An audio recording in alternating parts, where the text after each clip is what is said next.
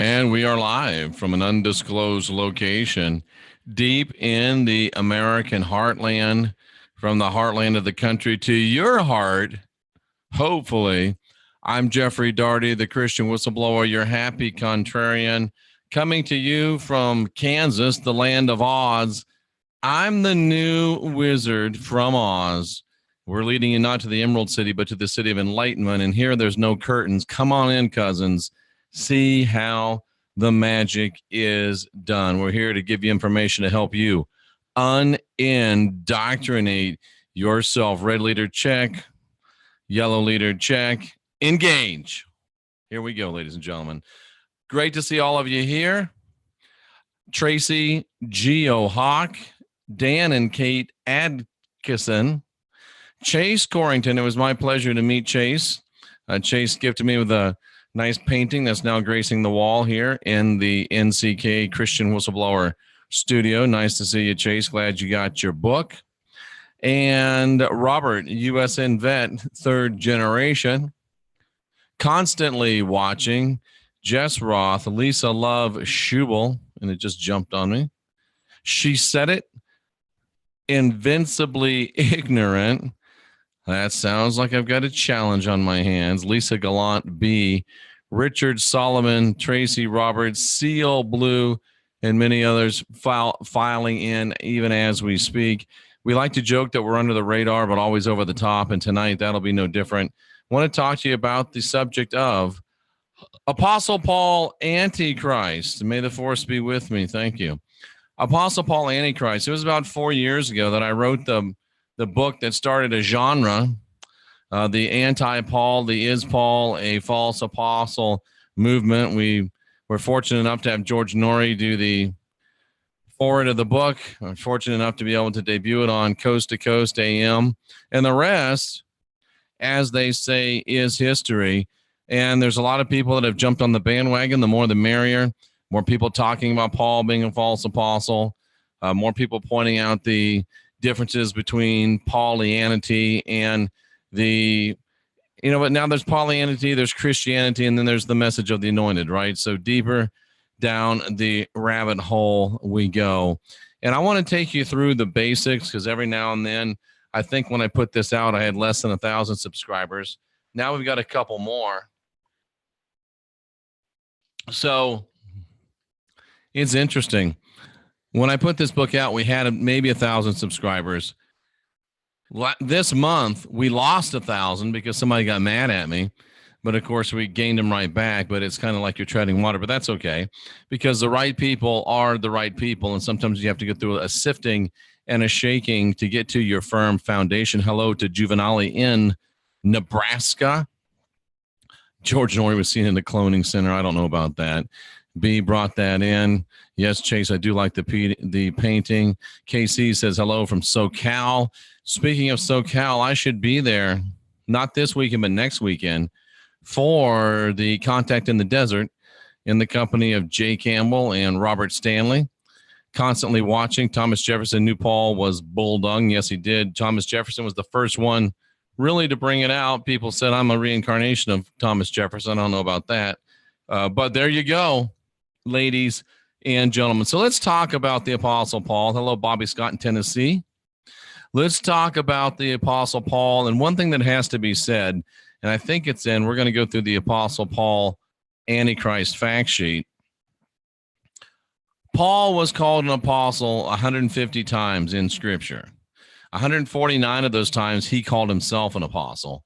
The 150th time, John used that appellation in reference to him, and it was that he was a false apostle. So there you go, ladies and gentlemen. Was he really an apostle? No. So let's look at the fall. He's called Fall, or the false apostle. Let's go ahead and look at the ever popular Apostle Paul Antichrist fact sheet, created by yours truly. I actually created this. I had a debate with the late Chris Putnam, who was a man that I did not agree with anything about, but he was a man.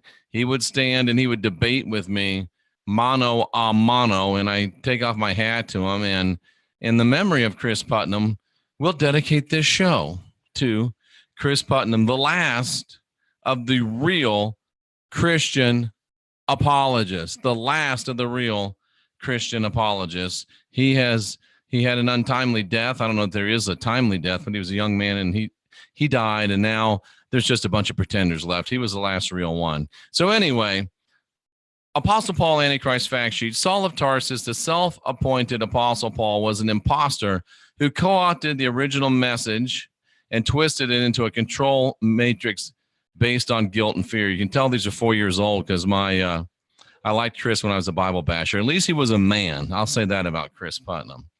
Let's take a look at some of the basic scriptures, and we'll take a look at this. Matthew 24, 23 through 26.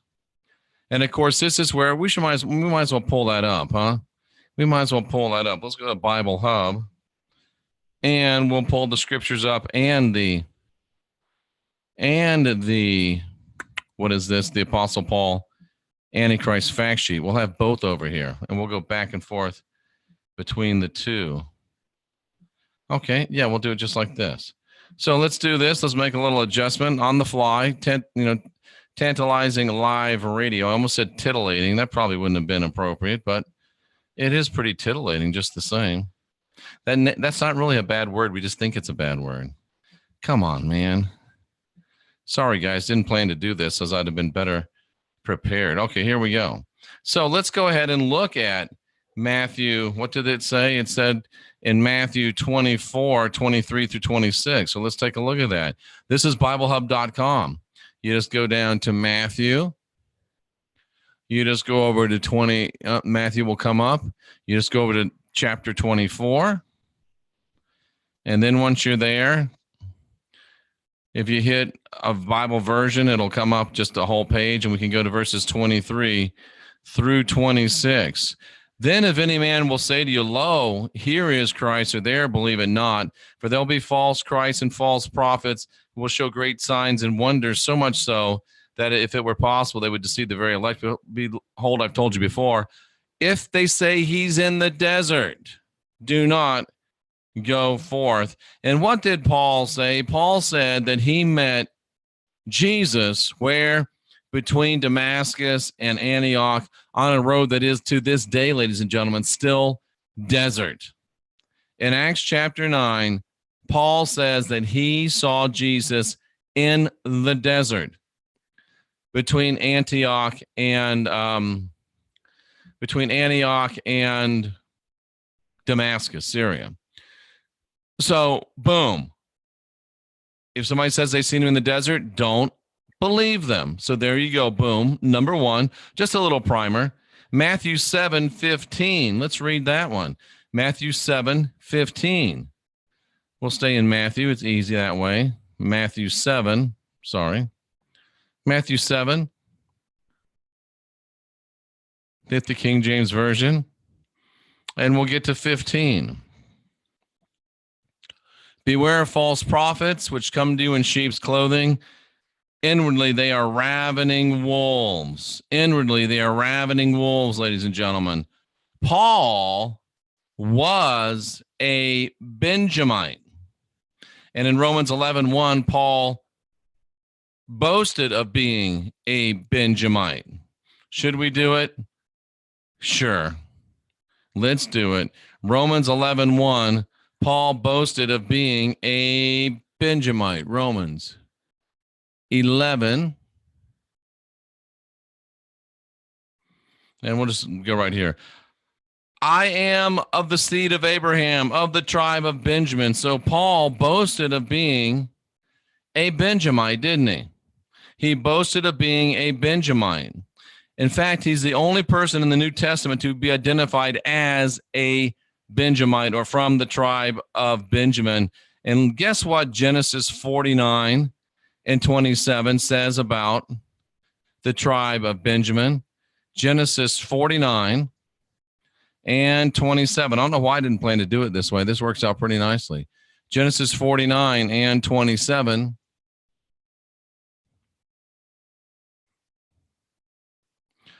But Benjamin shall be a ravening wolf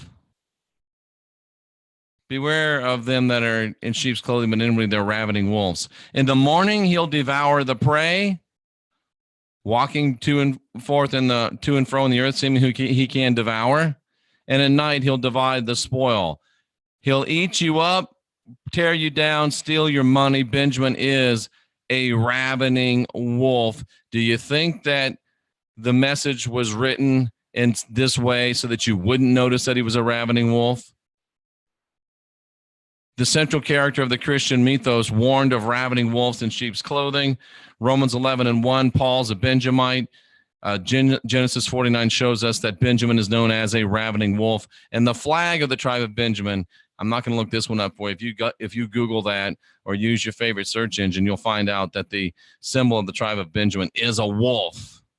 Now, I related to you earlier that the apostle of the church of Ephesus was tried and found to be false.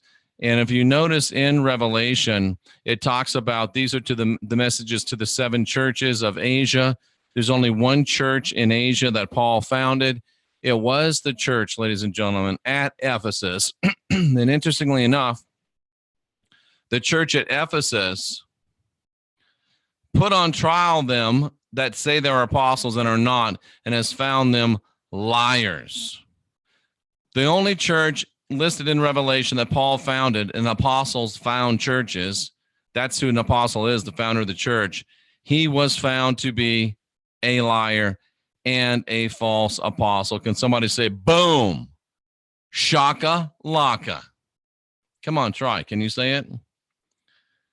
How about that, ladies and gentlemen? And just to give you more on that, Paul told Timothy in 2 Timothy 1:5. Look what he told Timothy in 2 Timothy 1:5. Paul was complaining to Timothy in 2 Timothy 1:5. And look what little baby crying Paul said in 2 Timothy 1:5. Is it 1:5? No, it was a different. What was it? What was it? 2 Timothy 1:15. I hate it when that happens. 2 Timothy 1:15. All that were in Asia are turned away from me. That's Paul. He was crying like a little baby. All that are in Asia turned away from him because the church that he founded in Asia, the only one that he founded in Asia, had put him on trial and had found out and had decided that he was not an apostle, like he said, and he was a liar. Boom. There's another one. How many do you need to see? Oh, in Ephesians 1:1, let me show you this, just in case you were wondering. Well, Paul never said he was the apostle to the church at Ephesus. Oh, no. Paul, an apostle to the saints at Ephesus. If this mic wasn't so expensive, I'd drop it. Ladies and gentlemen, yeah, it's really that good. It's really that good. Paul says he was an apostle. Well, there already were 12 apostles. Matthew 19:28. Matthew 19:28. Matthew 19:28.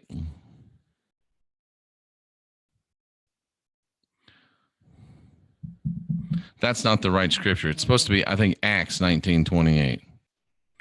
There's a typo. How about that? There's a typo. Is it 19:28? Acts 19:28. No, that's not it either, but it's what was supposed to be there. And how did that typo slip past my cracked staff? You know, in Acts, when Judas was gone, they brought in 12 apostles. They brought in Matthias, so they had 12 again. Revelation 21:14 tells us how many apostles there's going to be. Revelation, what was it, 21:14? Revelation 21 and 14 says that, and the wall of the city had 12 foundations, and on them are the names of the 12 apostles. So let's see, if you got the 12 apostles that are listed in the book of Acts and you got Paul, you got 13 names. Is anybody out there ready to tell me that Paul is an apostle, but his name's not going to be on the foundation of the New Jerusalem? I would say you got some splaining to do if you still believe in Paul. You got some real splaining to do. How could Paul have been an apostle if the 12 names are written on the New Jerusalem? He would have been the 13th. Come on now. And watch this in Acts 9:11. This will blow your mind. Think about it. He's a guy that has been killing Christians, right? And he supposedly has this conversion experience. He gets blinded. He falls off of his donkey or camel, whatever it was. And somebody comes to help him out and they lead him. Look at this. Paul goes straight to the house of Judas. He goes straight to the house of Judas. Judas was the greatest traitor known, the greatest traitor perpetrated, probably the greatest traitor of all times as perpetrated in this story. And as soon as Paul, quote unquote, got saved, he went straight to the house of Judas. If you want to learn, if you want to know, if you want to be empirical, if you want to be objective, you can't see this stuff and not say, damn, they played us for a fool. Remember, Luke wrote this. Luke was by this time a double agent. And Luke was telling you, look, guys, he went straight to the house of Judas. He's trying to tell you he's a spy and a false apostle. How about that? This is why you tune in, ladies and gentlemen. You don't get this anywhere else. Now, not only that, and I'm not going to show you all of these. You can take a screenshot of this. In Acts 9, his first account of his, and I've done full videos on this, of his conversion, all the men that were with him heard the voice. In the second account, they didn't hear the voice. Could that be because they had recanted their stories and Paul could no longer count on them to talk for him, speak for him? Why else do you say they all heard the voice? Just ask them. Here they are.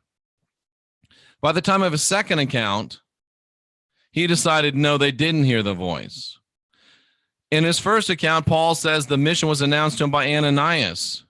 In the second account, no, he says Jesus told it to him directly. Did Ananias also turn his back on Paul? That's as bad as Joseph Smith. I think there was 8 apostles that witnessed him with the tablets. All 8 of them backslid, recanted. Boom. How about that? Here's a nice little factoid. Saul of Tarsus literally translates to the man from hell. Saul being linguistically the same as Sheol, and Tarsus long being thought to be the gateway to the underworld. How much of this do we have? Do you want to go through all of this? Okay. Luke 1:68 through 73. I'm going to let you look this up yourselves. No, I'm not. Look at this. Luke 1:68 through 73. I want to show you something. I want to show you something else first. I want to show you Psalm 18. Let's look at Psalm 18 first. I want to show you something because I want you to be an investigator, not just a fact finder. We're going to talk about that. John D'Souza did a great talk on that at LeeCom. So look at this. To the chief musician, a psalm of David, the servant of the Lord, who spake to the Lord the words of this song in the day that the Lord delivered him from the hand of all his enemies and from the hand of Saul. Keep that in mind. Delivered him from the hand of his enemies and from the hand of Saul. And let's look at 2 Samuel 22:1 as well. 2 Samuel 22:1 as well. This is good stuff. 2 Samuel 22:1. Delivered him out of the hand of all his enemies and out of the hand of Saul, right? Twice we've heard that in Psalm and now in 2 Samuel. Now watch this. Luke quotes it in Luke 1:68 through 73, but look what he does. Luke, I am your father. 1:68 through 73. Watch this. Watch this. Watch this. He quotes that passage, the Lord of Israel. Thank you, Overwatch channel. Dan, very nice. I was just saying earlier today, isn't that funny? The last show I did, I said, we need to get Dan back on. And we do.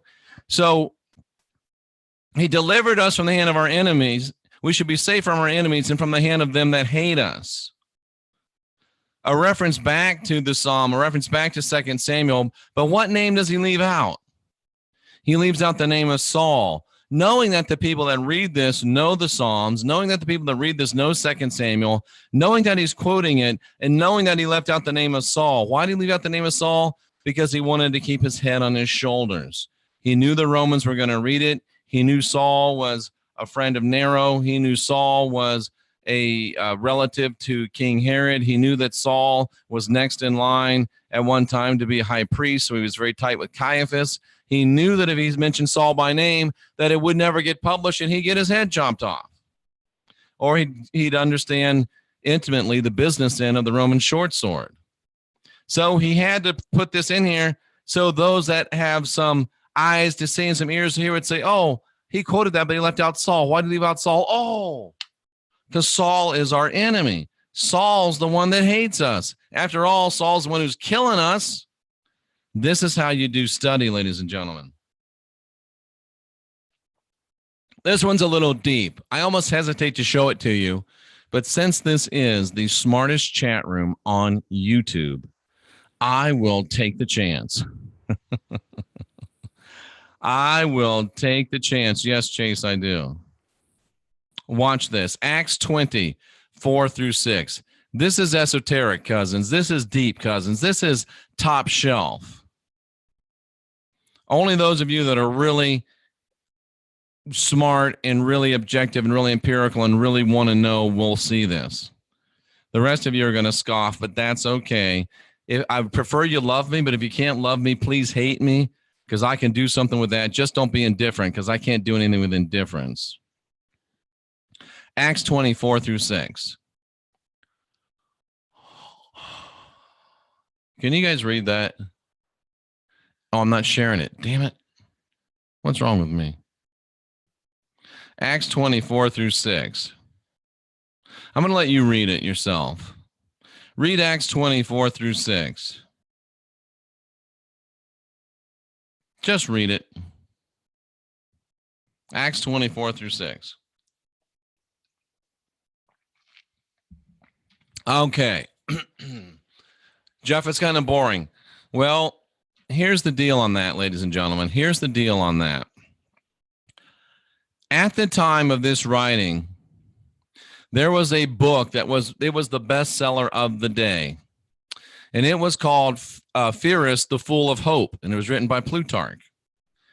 And Pyrrhus was a spy. He was James Bond. Troy was the city where the legend of the Trojan horse took place. One of the spies inside the Roman horse was named Pyrrhus.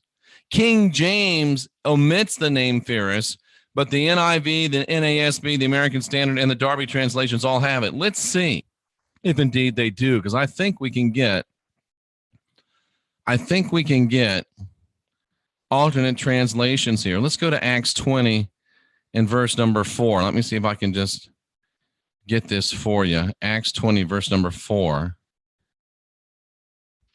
Acts 20, verse number 4. Acts 20, verse number 4. Oh, this is so good, ladies and gentlemen. This is so good. You know, oh, Jeff, he's just trying to pull the wool over our eyes. Jeff, he's a liar. Jeff doesn't tell the truth. Jeff is just making shit up, stuff up. I was telling you that he's using this passage out of a spy novel to tell people that Paul's a spy. But the King James Version omits Pyrrhus or Pyrrhus. None of these other ones really have it. Watch this. Watch this. Are you ready for this? Pyrrhus, the James Bond of the day. Watch this. Boom. New International Version. Pyrrhus. New Living Translation. Pyrrhus. English Standard. Pyrrhus. Berean Study. Pyrrhus. Berean Literal. Pyrrhus. New American Standard. Pyrrhus. King James. No Pyrrhus. G. Wonder why. Christian Standard. Pyrrhus. Contemporary English. Pyrrhus. Good News Translation. Pyrrhus. Holman. Pyrrhus. ISV. Pyrrhus. Net Bible. Pyrrhus. New Heart. Pyrrhus. Do you get the point? Paul was accompanied by James Bond. No, it'd be more accurately, Paul was accompanied by Benedict Arnold, the great spy of the American Revolution. It can't be any clearer. Paul was accompanied by Benedict Arnold. Paul was accompanied by Benedict Arnold. Wow. Luke's trying to show you, folks. He was a spy. I'll give you a couple more. This is one of my favorites right here. Acts 21 and 40. Watch this. Acts 21 and 40. Yeah, it took me a lot of years to do this. Acts 21 and 40. Watch. See, that's why you got to go to a version so you can get the whole list here. Acts 21 and 40. Watch this.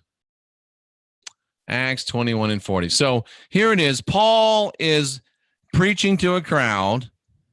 The crowd runs to him and grabs him. They're gonna tear him limb from limb. The Romans rescue him. The Romans are leading him into a castle, into one of their strongholds. And then they let Paul stand on the stairs, speak to the people in the Hebrew language. Ladies and gentlemen, Paul has just been arrested by the Romans. He's just agitated an entire crowd. And your Bible wants you to believe that the Romans let him stand on the crowd, stand on the stairs, speak to a tongue in a language that the Roman soldiers did not understand. How did the soldiers not know that he was going to say 50,000 shekels for everyone that kills these soldiers and lets me go? It's a military absurdity. It's a police absurdity. You don't let someone who you've arrested address a mob in a language that you can't understand, but you know they do. That's the height of folly. It's the height of stupidity. And Luke knew that people that were empirical, people that were objective, that people that wanted to know the truth would read that and say, WTF, mate? What does that tell you? It tells you Paul was a Roman spy. He was working for the Romans. The Romans were taking care of him. He was James Bond, Benedict Arnold. Take your choice. Benedict Arnold's more accurate because Benedict Arnold was a bad guy. It's really not that hard to figure this out. We just went through this the other day, so I won't go through it here. Acts chapter 6 talks about deacons. Acts chapter 7 shows a word-by-word description of the stoning of the apostle James. They make up this Stephen, so again, Luke can keep his head on his shoulders. But the thing that's interesting is in Acts chapter 7, the closing bit of Acts chapter 7. Watch this. The very closing bit of the killing of James. The killing of James. Is it 7 or the first verse of 8? Watch this, man. And they laid their clothes at a young man's feet whose name was Saul. The people that killed James. Luke, again, using great imagery, is saying Luke is laying the death of James at the feet of Saul. And if you knew history and knew Josephus, you would know that this is a word-by-word description of the death of James. Stephen wasn't real. He was made up. He was made up so Luke could write about the killing of James at the hands of Saul without the Romans deleting it, the Roman censors, and without him getting his head cut off. And they stoned Stephen, which is really James. They killed James. And the whole thing, ladies and gentlemen, is laid at the feet of Saul. This is what you call really, really good stuff. What do you say to a person that 1, 2, 3, 4, 5 times says I'm not lying? Let's just look at these real quick. We got nothing else to do, right? I've only been here half hour. Give me a little more time. Watch this. Romans 9:1. What is Paul saying? Romans 9:1. Paul, Apostle Paul, Saul, fall. What's he say? He says, I tell you the truth, I'm not lying. Okay. Someone says that once. All right. Okay. He tells me the truth. He's not lying. 2 Corinthians 11:1. 2 Corinthians 11.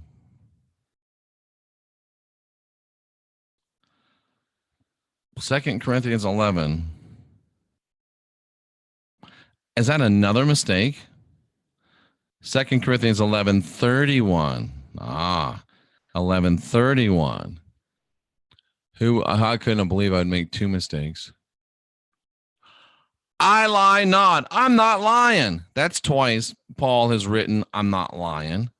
Galatians 1:20.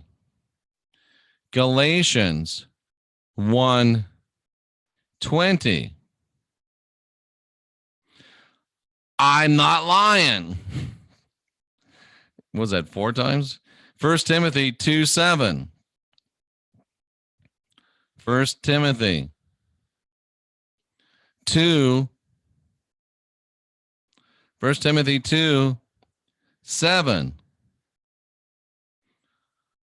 Where I'm ordained to preach. I speak the truth. I'm not lying. What kind of a person's got to tell you over and over and over that they're not a liar? A liar.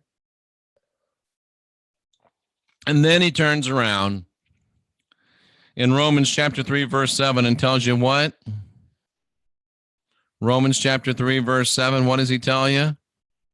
Paul, Romans chapter 3, verse 7, he tells you, for if the truth of God hath abounded more through my lie, why am I being judged? I don't lie. Well, there was that one time I lied. And you guys live your lives based on a religion that he wrote 2/3 of the text for. I don't know about you, but you might want to reconsider that decision. Do you really want your eternal salvation based upon a liar, pants on fire? And watch this out. Watch what else this is so powerful. 2 Corinthians 2:16. 2 Corinthians 2:16. You can see why I wasn't very popular right from the get-go. 2 Corinthians 2:16. That's not right. 2 Corinthians 12:16. Come on, Jeff. I need to get some real glasses, not these nighttime EMF glasses, right? What is it? 12:16. Boom. 12:16. You won't believe this one. But be it so, I did not burden you. Nevertheless, being crafty, I caught you with guile. Watch this. Nevertheless, being crafty, I caught you. I took you, I laid hold of you. I laid hold of you by, King James says, what does King James say? I laid hold of you by guile. Berean Study Bible says trickery. The original Greek says by deceit. The Apostle Paul, writer of 2/3 of the New Testament, says, I caught you all by deceit. Oh, I'm not showing you this. Damn it. Hate it when that happens. As crafty as I am, what's crafty mean? Just for the heck of it. Ready to do anything. Ready to do anything. Ready to say anything. Crafty, clever, cunning, shady. I'm crafty, I'm shady, I'm willing to do anything. So I caught you. I snared you. I took you. I laid hold of you. By what? By trickery, by guile, by deceit.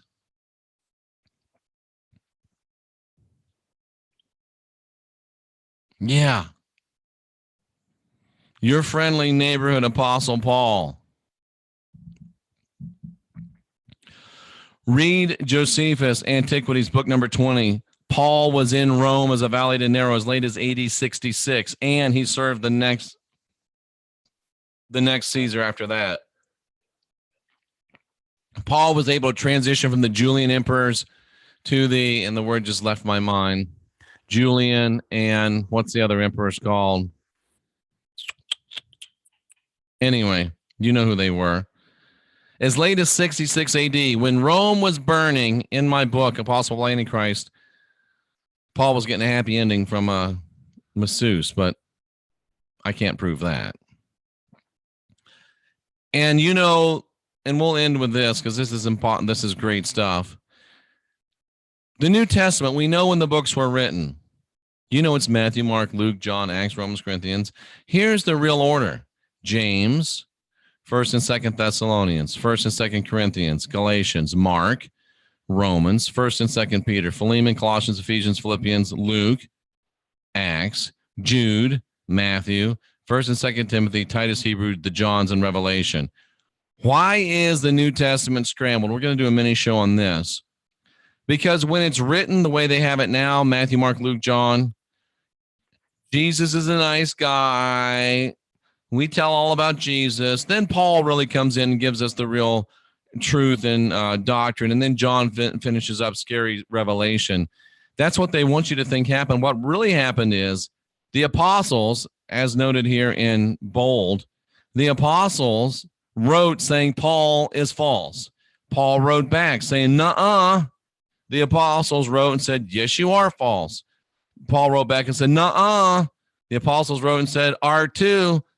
Paul wrote and said, apostles R2, Paul, apostles R2, Paul, apostles R2, R2, R2. And thankfully, they got the last word. The real story of the New Testament is it was a Twitter war, a back and forth between the forces of Paul and the forces of the original apostles. So there you go. Apostle Paul, Antichrist. The entire Western religious paradigm destroyed in 38 minutes and 25 seconds. Wow, ladies and gentlemen. I just bring you the truth. I just bring you to the water. You decide if you want to drink. I just bring you to the unindoctrinated empirical truth. You decide if you want to think. Paul was absolutely in the desert, no doubt about it. The Benjamites were the scrubs of the unholy trio. Jeff, I think you might have actually cracked the real Bible code. Did this years ago, but thank you. It's all about the Benjamins. Boom. Love it, J.H. Armstrong. Very, very, very, very well. Tyler wonders if there's gematria puzzles that would prove Paul being a liar and Antichrist. We'll have to ask Zach Hubbard about that now and then. Boom, shakalaka. Who were the original gods of the people at Ephesus? Great question, Chase Corrington. Freaking liar, Paul, says Lisa Love. I feel you, girl. Was Paul real or just a forged message from the Romans and Jesuits? Tyler Day, you're thinking. I'm much, much closer today than I was. I think Paul wasn't real. I think it was, again, another personage created in this tale that was woven. Luke was his scribe. Tracy put like, but she meant Luke. Paul was a lying, woman-hating piece of crap, says Christina Simpler. Christina, that's pretty strong. I mean, and I couldn't have said it better myself, girl. He was. Paul didn't leave clues, the others did. Absolutely. He was pushing a governmental system. Although, Lisa, I think Paul, and I know Paul, did have to tell the truth. He had to have plausible deniability. So there are blatant places of truth, like today that we learned that Jesus said, I prohibit you from teaching that I am the Christ. What does every Christian church and every Christian preacher you know of do? They teach that he is the Christ. Plausible deniability. We told them that we were lying and they still believed us. We're not guilty. And really, they're probably not. Let's see. It's a sausage fest of a religion. It is indeed. He wasn't an apostle. He was an impostle, which is an imposter apostle. Good job, Christina. I won't judge. I like that. A contradiction in the Bible? No way. I love the satire. Ex-police officer here, Joyce Catalari, comes in handy studying and researching. Yeah, for some reason, I just felt compelled to lean up against the wall and spread my legs when you said that you were a former police officer. Not that I've ever been arrested or anything like that. Rhonda Ramsing, haven't seen your name in a while. Nice to see you. Paul, Saul is Paul. Let's confuse the people with name changes. We'll get Dan from Overwatch Channel back on for sure. For sure. Do you think the message of the anointing has been taught by different high consciousness teachers around the world? Yes, I do. James Bond is gay. I'm not. I hate to say James Bond isn't real. So there's that. You verify everything my spirit feels, says Geo Hawk. There's many truths, many falsehoods in that book. You must study so you can set yourself free and be the God you were created to be. Couldn't have said it better myself. Boom. They talked about the rapture every Sunday. They used to predict the rapture. Yeah, they predicted it so many times. Paul was a long con man of his day. Yes, he was. Happy to meet you, Freak Storm. Okay. Paul's the sinner, the creator of the PSYOP. Yes, he is. It is not Jeff's birthday. That is a falsehood. It's not Jeff's birthday. That's a falsehood. Sterling says, well, it is in Osaka, and he's right. In Osaka, it is, but here, it is not my birthday. I'm going to leave it just at that. I believe Paul killed many other true apostles than just James. Very well stated. I think he did know today is not Jeffrey's birthday. People are ready for our material now, for your material now. Thank you, Miss Stephanie. I hope so. I don't think I've seen you here before. If I've missed you, shame on me, but thank you for being here. I won't be on tomorrow. Had to say it today. Oh, gotcha. Okay, that works. That works. He's saying, trust me. Right. Methinks the liar protests too much, says Wolf Weaver. Absolutely. Now, this is why I'm here, folks. The Patriots Corner says, this show has saved my life. I no longer have anxieties. I'm no longer depressed. That actually is very touching. That's why I do what I do. Typical Paul double speak. The Romans usurped Christianity. Yes, they did, Charlie. I've questioned Paul for a very long time now. Sarah Ansel, nice to see you. I think you're new. Paul did make up the rapture crap. Sure. Oh, that's a good one. It's a good one. That's a good one. The Patriots Corner. Are Jesuits Jews? Well, let me just say this. The Catholic Church launched a Inquisition, yes, into the Jesuit order because they were afraid it was a crypto-Jewish organization. I'll just leave it at that. Paul is the king. Paul is fall, the king of liars, Caesar. I like it. Is 417? Yes, it is. Dung. Rome never fell. Creating a new religion. Deck all religion. You gave hope to me, bro, just by doing what you do. Thank you, Silver Foxtrot. That's why I'm here. And I'm not going to be here anymore. 44 minutes is enough for anybody to sit here rambling on. But now you know how this whole thing started. And it's good to bring it back around again because it's been a long time since we've done it. And there you go. Apostle Paul, Antichrist. Guide your own spirit, master your own ascension, be your own guru. Why is it that my Christian friend feels when they connect with Jesus, they have answered prayers? Well, because number one, it's self-fulfilling prophecy. And number two, there is a thought form Jesus out there. And in order to keep people sucking at the teat, he's willing to give them a little squirt of milk now and then. Boy, that was a base analogy, but it actually works. Ladies and gentlemen, you are the last generation of real humans. Don't outsource to their I am, because we are divine. We are sovereign. We are free. You've seen it's all a lie. It's not something you need to buy, ladies and gentlemen. Say not only no, but hell no. I'll keep what I got. They can go sell crazy somewhere else. We're all stocked up here. We are the last generation of real humans. As Robert Stanley encourages you, I want to encourage you to be calm, be kind, be creative, and be cheerful, because the truth, as John D'Souza says, is much stronger than we will ever realize. We're the last generation of real people. Let's go in this strength, in this power, and let's unindoctrinate ourselves. Subscribe, like, share, please. Adios, amigos and amigas.